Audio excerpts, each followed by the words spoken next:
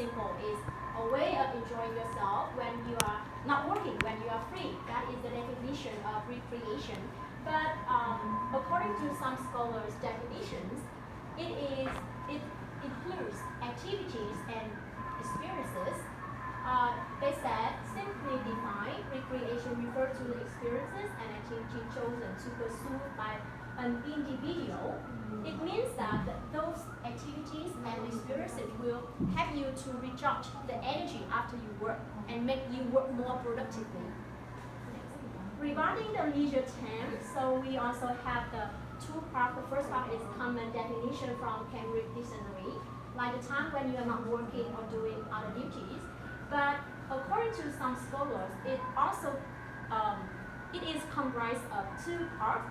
It can be free time that you can do anything you like to make you feel happy or comfortable, and it can be a state of mind. And I think this part is really important and really interesting because before reading this article, I just think, oh, leisure time is free time, but it turns out that it can be the state of mind that you feel balanced, you feel and you can feel motivated and inspired, yeah, after a busy day, yeah. Yes. So according to this sociologist and a really famous psychologist, because I do the thesis about the education, so I know him. He's really famous, and according to him, work and play are tied together in a tight sequence. A man must work, then weary, and then take some recreation. So he may work again. It means that we always have a circle of work, recreation, and work. People cannot just work without playing. So in our Vietnamese language, we have a saying like học không chơi đánh rơi tuổi trẻ, chơi không học mất cả tương lai. It means that when you are young, like me, young and beauty, just kidding. When you're young, if you just study hard without playing, you will lose your youth. But if you're young and you just play, you will lose your future. It means that you always have to remain the balance between working hard and playing hard. Yes. So I think when I read the conception of math, I think, oh, it turns out that not only Vietnamese people have saying like that, it already exists long time ago. So that is the basic conception about two notions. So we're gonna move to the premise of recreation's reform. So you guys gonna ask yourself when, why, how the recreation's services developed, right? So it developed since the mid 19th century in Western Europe and North America. And why? Because, and for whom? To improve the quality of life of newly urbanized working class. Why?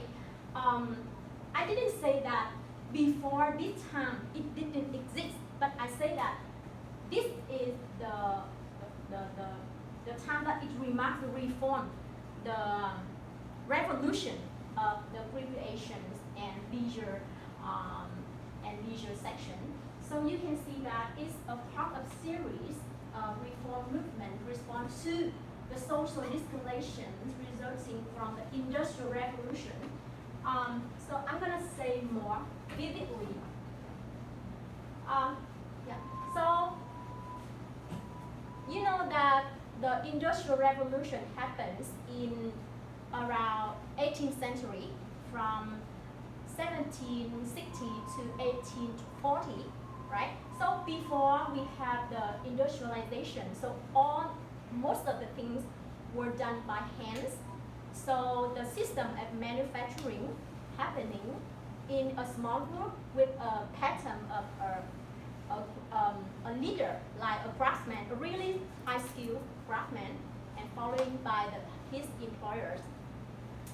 So almost the work are operated in a small factory and in a small scope, not in a very big scope, because we do by hands, right? So at that time, people limited choices to do the recreation and leisure. So most of the choice is to consume the alcohol, right? So at the weekend, after a busy hardworking week, they will go to the pub or they will drink with their friends, and it leads to a result that they are too much hangover on Sunday, so they cannot go to work on Monday. So we have the same Monday. We call that same Monday. It means that people are hangover and cannot work on Monday, so it becomes a formal holiday at that time. And when the machines appear, the new equipment appear, it leads to the changing of the recreation and leisure also, because now the employer no need the high skilled employees anymore, but the workers need to be reliable and high discipline, because they have to do with a machine. They don't need to have the high skill, but they need to be reliable and high discipline. That's why the alcohol was prohibited. That's why the movement sought to reshape the workers by changing their recreation pattern from activities like drinking, gambling, blood sports to more healthy and like wholesome, like outdoor activity, going to the park or doing sport, for example. Yes. So you can see that at this moment, recreation was defined by man early altered that social critic to be limited to wholesome and socially responsible activities. It means that now recreation is not for you, it's not for each individual, but for you do the recreation for with a response that you remain the healthy lifestyle, and then you go back to work, and then you can improve the productivity. That is we call that the wholesome and socially responsible activities. And I saw some picture. This is the picture of drinking in the pub in the mid-19th century, and then gambling, and then rat baiting. And I think that we have a lot of bloody sports at that time, but I didn't put here, so I just put one typical picture like this. This one's very funny, that the guys rode the horses with really fast speed, and they try to pull out the neck of the goose. And this is an alive goose, but nowadays it still exists in some part of Netherlands, but they replace with a dead goose to make it less bloody. And next part, I'm going to talk about the development process of park services. As we mentioned in the previous parts, that because of the appearance of the merchandise factory system that changed the workforce labor lifestyle, the style of recreation. So this movement led to the employment place leaders by local governments in public parks. It means that people now no more do indoor activities like drinking or gamble anymore, but they move out to do sport, to go to the park to enjoy their time. That's why we have the appearance of some play leaders. Play leaders are some people who work in the park and try to motivate people, especially children, to involve in some activities. Yeah, and all of that premise led to an establishment of organizations such as National Recreation Association in 1906. And the most important thing is they lead to the introduction of recreation and park curriculum in colleges and university. And another impetus for this one is at the time the World War ends and we have a lot of lands, and also we have a lot of veterans come back from the war. So the demanding now is increasing, and the economy developed more stable.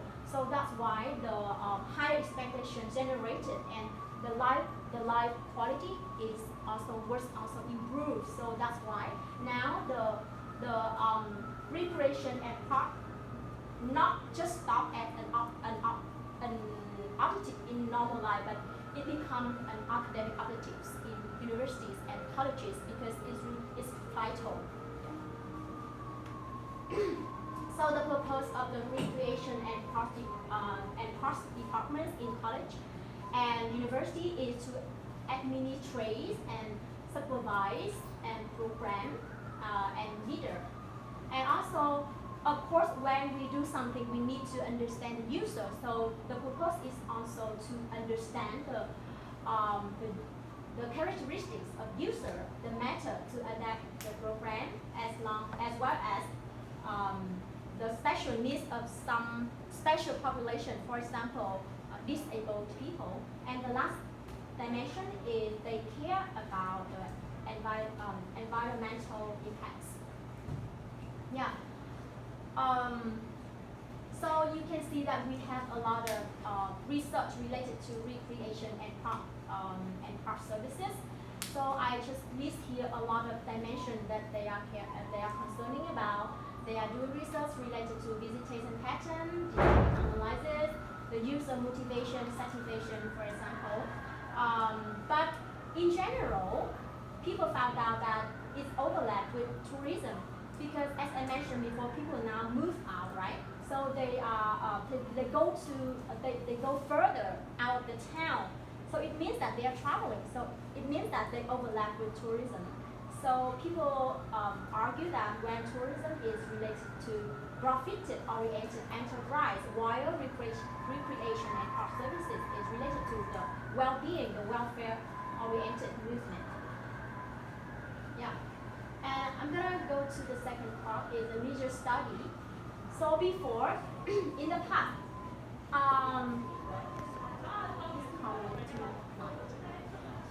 can you guys see it?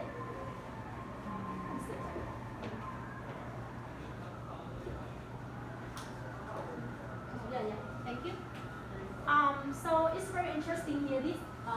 This scholar, he wrote a book, really famous, named. What is his book name? Sorry. His book named The Theory of Leisure Class. Yeah.